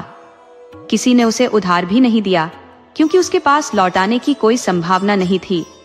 तब उसने गहन विचार किया कि घर चलाने का कोई उपाय खोजना ही होगा। एक दिन उसे अपने बीते समय का स्मरण हुआ। वह लड्डू बनाया करती थी, जो गांव में काफी सराहे जाते थे। उसने निश्चय किया कि लड्डू बनाकर बेचे जाएं। घर में जो थोड़ा बहुत बेसन, गुड़ और घी बचा था, उसने उनसे लड्डू तैयार किए। फिर अपने पुत्र से कहा, बेटा, ये लड्डू गांव में जाकर बेचो। मुझे पूरा यकीन है कि लोग इन्हें पसंद करेंगे, इससे कुछ आय हो सकेगी। क्या तुम यह करोगे? पुत्र अपनी माँ की तकलीफ और पिता की बीमारी देखकर स्वयं भी अत्यंत व्यथित था। उसने इस काम को करने के लिए तुरंत सहमति जताई। जमींदार की पत्नी ने लड्डू एक कपड़े की थैली में बांधकर उसे थमा दिए और वह बच्चे की मेहनत से एक नई आशा का दीपक जलने की प्रतीक्षा करने लगी। जमींदार का पुत्र उन लड्डुओं को गांव की हर गली में घूम घूम कर बेचने लगा। लोग उन लड्डुओं के स्वाद और खुशबू के दीवाने हो गए। ऐसा प्रतीत हुआ मानो भगवान ने उनकी कठिनाइयों पर कृपा बरसाई हो। बेसन और घी से बने लड्डुओं की मांग इतनी बढ़ गई कि उन्हें भरपूर आमदनी होने लगी। इस आय से उनका जीवन यापन और जमींदार का इलाज सहज हो गया। धीरे धीरे उन्होंने थोड़ा थोड़ा धन बचाना भी शुरू कर दिया, ताकि पुराने कर्ज को चुकता कर सके। इस बीच जमींदार की तबीयत भी सुधार के संकेत देने लगी। जमींदार को अब एहसास हुआ कि उसने जो अत्याचार अपने मजदूरों और किसानों पर किए थे, उन्हीं पापों का फल उसे भुगतना पड़ा। उसने ईश्वर से अपने कर्मों की क्षमा याचना की और भविष्य में किसी गरीब या मजबूर पर जुल्म न करने का संकल्प लिया। एक दिन जमींदार अपनी पत्नी से बोला, यदि मेरी सेहत थोड़ी और सुधर जाए तो मैं स्वयं मेहनत करके कोई काम करूंगा। साथ ही हर किसान के घर जाकर उनसे अपने कृत्यों के लिए क्षमा मांगूंगा। मैंने सचमुच उन्हें बहुत सताया है। उसकी पत्नी यह सुनकर अत्यंत प्रसन्न हुई। दूसरी ओर उनका पुत्र मनसुख अब अपने कार्य में निपुण हो चुका था। उसने न केवल अपने गांव में बल्कि आसपास के गांवों में भी लड्डू बेचना शुरू कर दिया था। इससे लड्डुओं की बिक्री और भी अधिक बढ़ गई और मनसुख की आय दिन प्रतिदिन बढ़ने लगी। एक दिन की बात है, जब मनसुख एक गांव से लड्डू बेचकर लौट रहा था तो चलते चलते उसे प्यास लग गई। उसने लड्डू बेचकर जो धन कमाया था वह उसी थैली में रखा था जिसमें लड्डू ले जाया करता था। उसने वह थैली एक बड़े पत्थर पर रखी और पास के कुएं से पानी पीने चला गया। पानी पीकर जब वह वापस लौटा तो उसने देखा कि सिक्कों से भरी थैली गायब थी। मनसुख हताश और चिंतित हो गया। उसने सोचा, अब मैं अपनी माँ को क्या कहूँगा? ये सुनकर वह बहुत दुखी हो जाएंगी। ये सोचते सोचते वह रोने लगा, परंतु उसे समझ नहीं आया कि उसकी थैली कौन लेकर गया। अंततः निराश होकर वह घर लौटा और अपनी माँ को पूरी घटना सुनाई। उसकी माँ ने उसे सांत्वना दी, लेकिन भीतर ही भीतर वह भी अत्यंत दुखी हो गई। मनसुख ने बताया कि आज उसने लड्डू बेचकर अच्छी खासी कमाई की थी। ये सुनकर उसकी माँ का दुख और बढ़ गया। जमींदार की पत्नी ने यह पूरा मामला गांव के मुखिया को बताया। मुखिया, जो एक ईमानदार और दयालु व्यक्ति थे, माँ बेटे की कठिनाई सुनकर सहानुभूति से भर गए। गांव में राजा की ओर से एक न्यायाधीश नियुक्त किया गया था, जिससे मुखिया ने इस घटना की शिकायत करने का निश्चय किया। वह न्याय अधिकारी पूरे गांव के झगड़ों को सुलझाने में प्रवीण था। जमींदार जो भी लगान संग्रह करते थे, उसे इस अधिकारी के पास जमा करना पड़ता था। मुखिया ने जमींदार की पत्नी को न्यायालय में जाने की सलाह दी। चूंकि जमींदार अभी पूर्णतः स्वस्थ नहीं हो पाया था, इसलिए उनकी पत्नी अपने पुत्र मनसुख को साथ लेकर न्याय अधिकारी के समक्ष उपस्थित हुई। न्याय अधिकारी ने मनसुख की पूरी कहानी तन्मयता से सुनी और फिर जमींदार की पत्नी से पूछा, तुम लड्डू बनाने में किन किन सामग्रियों का उपयोग करती हो? जमींदार की पत्नी ने उत्तर दिया, मैं बेसन, गुड़ और घी का उपयोग करती हूँ। इसके बाद इन लड्डुओं को कपड़े की थैली में लपेटकर मनसुख को देती हूँ। शाम को जब लड्डू बिक जाते हैं तो वह उसी थैली में अर्जित धन रखकर मुझे लौटा देता है। न्याय अधिकारी ने इन सभी बातों को गहनता से सुना। तत्पश्चात उसने पूरे गांव में एक विचित्र घोषणा करवाई। आज न्यायालय में एक ऐसा मामला सुना जाएगा जिसमें एक पत्थर को चोरी के आरोप में गिरफ्तार किया गया है और उससे पूछताछ की जाएगी। उसने यह भी कहा कि इस न्यायालय की कार्यवाही देखने के लिए प्रत्येक व्यक्ति को 4 आने शुल्क चुकाना होगा। ये सुनते ही गांव वालों में कौतूहल का संचार हो गया। सभी सोचने लगे कि आखिर एक पत्थर से पूछताछ कैसे की जा सकती है। जमींदार और उसकी पत्नी ने अनुमान लगाया कि शायद इस शुल्क से जमा धन उनकी चोरी हुई रकम के बदले उन्हें दिया जाएगा। परंतु गांव वालों को न्याय अधिकारी की ईमानदारी और न्यायप्रियता पर पूरा भरोसा था। घोषणा के बाद न्याय अधिकारी ने मनसुख और एक सिपाही को उस स्थान पर भेजा जहां थैली रखी गई थी और पत्थर को न्यायालय में पेश करने का आदेश दिया। जब यह बात गांव में फैली तो लोग आश्चर्यचकित हो उठे। वे सोचने लगे, क्या सचमुच पत्थर से पूछताछ होगी?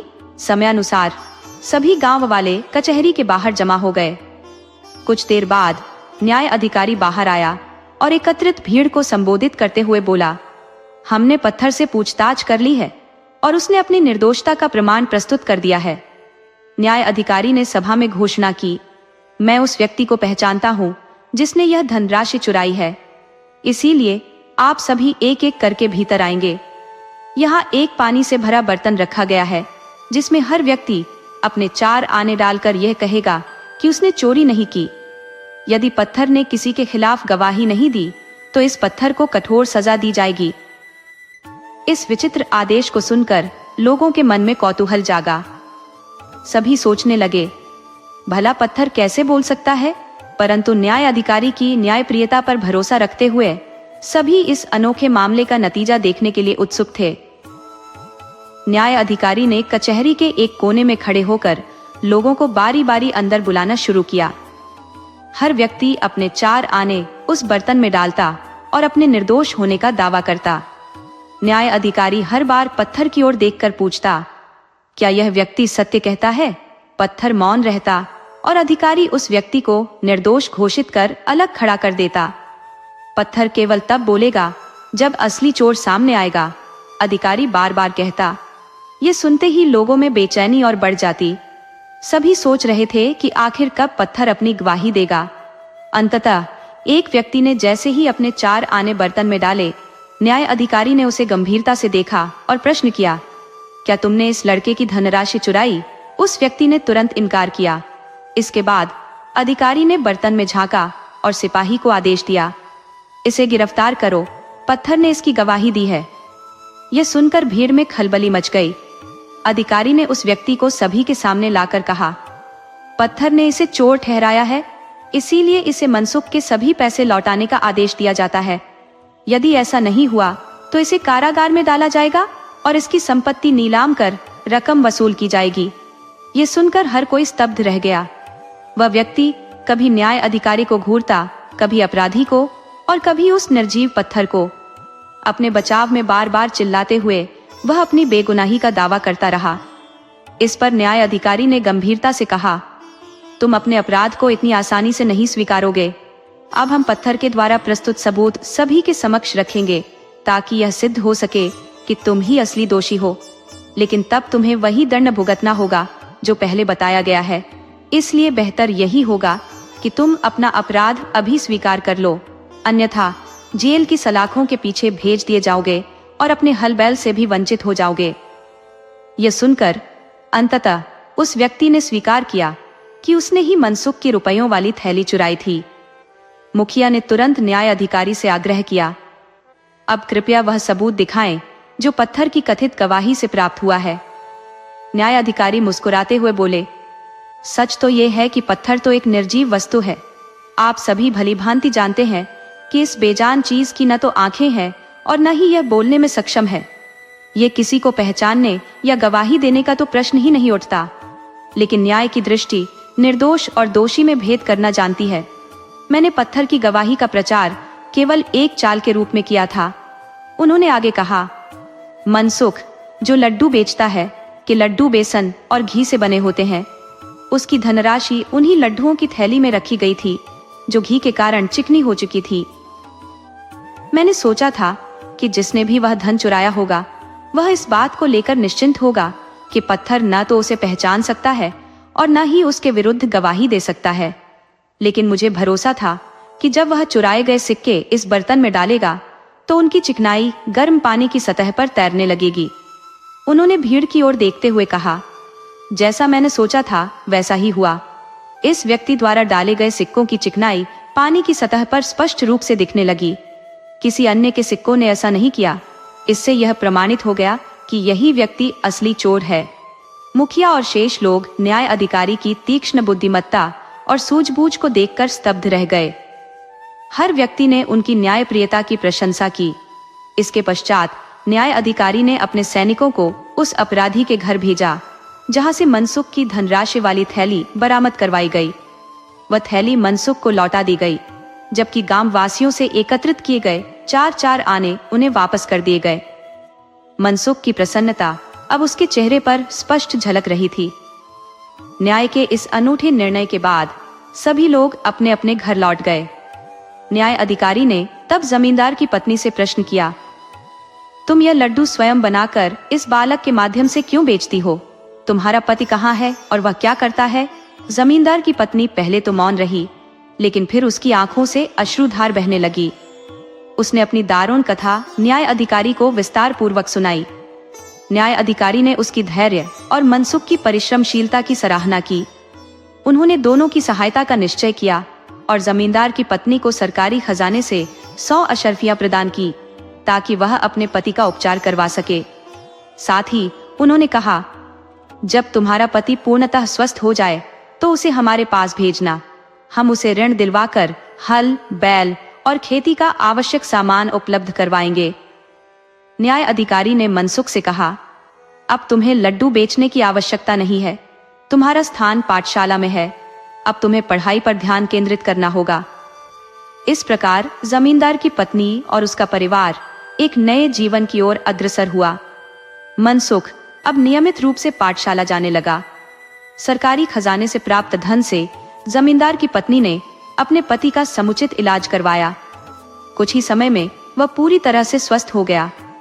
स्वस्थ होने के उपरांत जमींदार ने प्रत्येक किसान के घर जाकर क्षमा याचना की और वादा किया कि भविष्य में वह उनके साथ सद्व्यवहार करेगा। जमींदार और उसके परिवार के दिन पुनः सुख, शांति और समृद्धि में बीतने लगे। जमींदार का स्वभाव अब पूर्णतः परिवर्तित हो चुका था। वह अब दयालु और सत्यनिष्ठ हो गया था। उसके नौकर चाकर और मजदूर भी उसकी इस सकारात्मक बदलाव से अत्यंत प्रसन्न थे। दोस्तों, यदि यह कहानी आपके दिल को छू गई हो तो इसे लाइक करना ना भूलें और अपनी प्रतिक्रिया अवश्य दें।